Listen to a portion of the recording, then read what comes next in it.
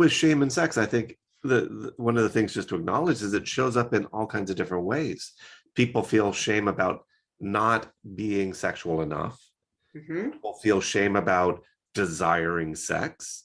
Or not desiring Or sex. not desiring sex. People feel shame about presenting themselves in a sexual way. People feel shame about their discomfort around their body and their sexual characteristics. People feel shame about their performance.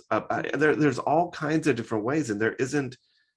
I think it's just important to just acknowledge that sex may be one of the areas that it circles around, but shame can be attached to any aspect of that.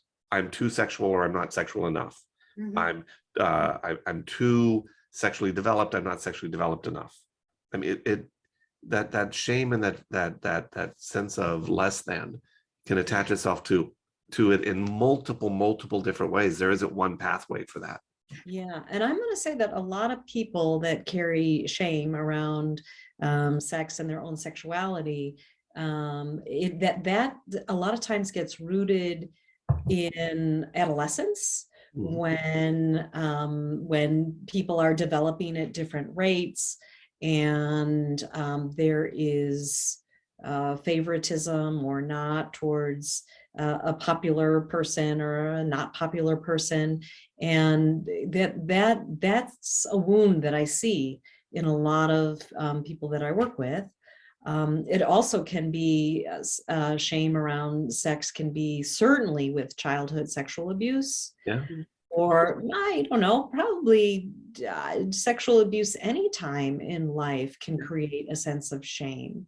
Well, and also about conversations. I mean, it's very common that people have that I work with have shame around sexuality, and it goes back to, well, that was never a topic that was okay to talk about in my family. Or the other extreme is that sex was just all over the place in my family, that I feel very uncomfortable with it.